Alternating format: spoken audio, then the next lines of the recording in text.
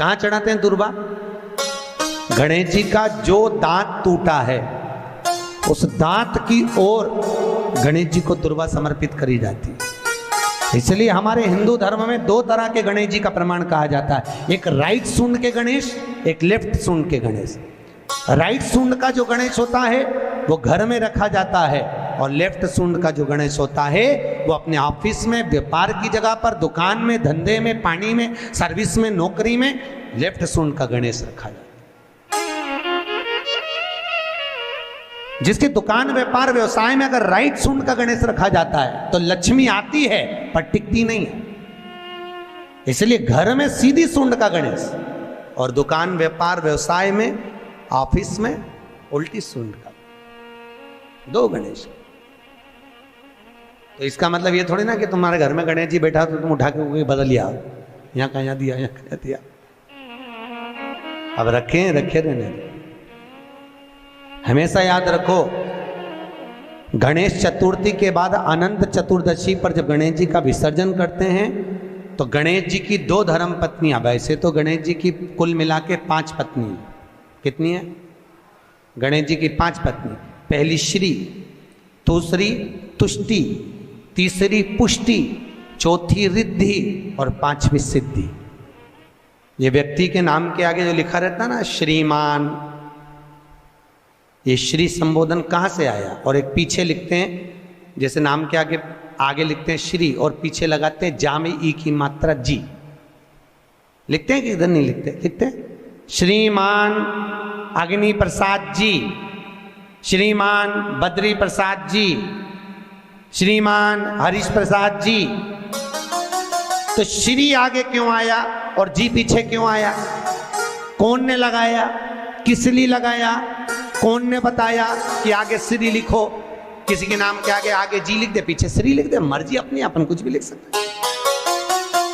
पर किसने कहा कि आगे श्री लिखो?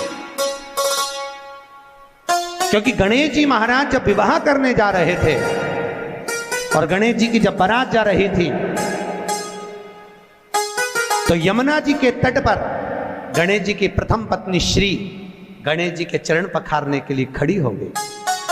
और प्रथम गिनती में जब गणेश जी चलने लगे तो श्री ने उनके चरणों को रोक लिया और कहा, प्रभु मैंने आपका आवाहन करा है, मैं आपको अपने पति के रूप में देखती हूँ। भगवान गणेश जी ने कहा, तूने प्रथमता में मुझे पाया है, जिसके नाम के आगे तेरा संबोधन लगा रहेगा वो जगत में प्रसिद्ध होता चले जाएगा। इसलिए श्रीमान लिखा जाता है। अब जी का संबोधन कहां से आया वो भी समझ लीजिए।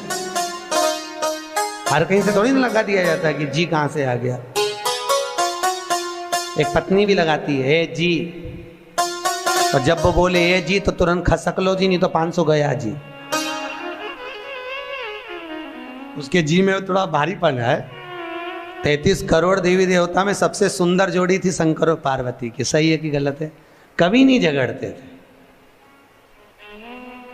इसलिए पृथ्वी पर ना तो लक्ष्मी जी के व्रत हैं, ना ब्रह्माणी के व्रत हैं, ना इंद्राणी के व्रत हैं। अगर पूरी पृथ्वी पर सबसे ज्यादा व्रत किसके हैं?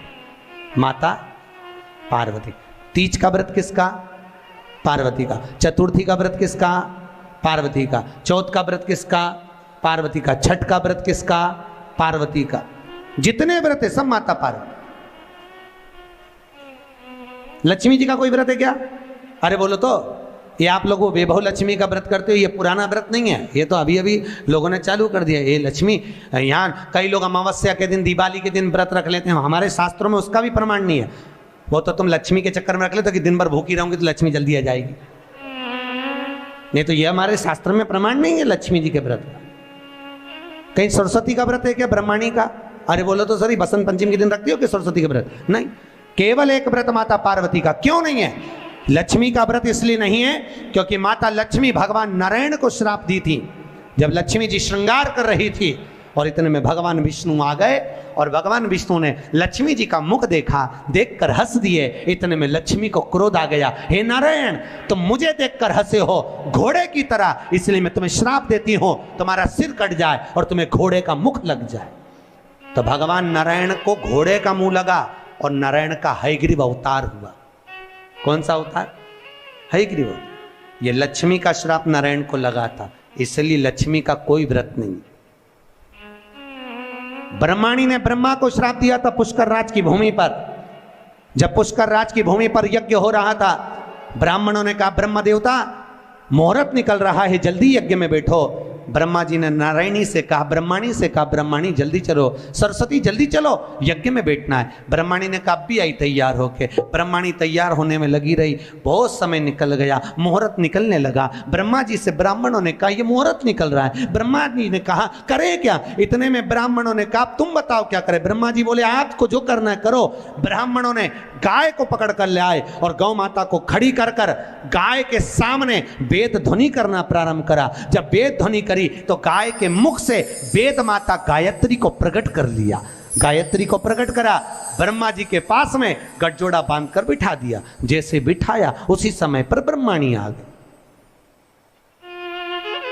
और ब्रह्माणी ने आकर देखा ब्रह्मदेव तुमने मेरी जगह पर दूसरी नारी को बिठाया है, मैं तुम्हें श्राप देती हूं, तुम्हारे पृथ्वी पर कहीं मंदिर नहीं बनेंगे।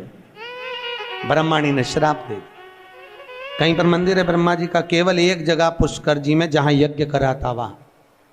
तो ब्रह्माणी ने ब्रह्मा को श्राप दिया, लक्ष्मी ने नारायण को श्राप दिया, इंद्राणी ने इंद्र को श्राप दिया, पर एक माता पार्वती ऐसी थी जो कभी ऊंची आवाज में बात नहीं करती थी। इसलिए पृथ्वी पर सबसे ज्यादा व्रत माता पार्वती के होते हैं।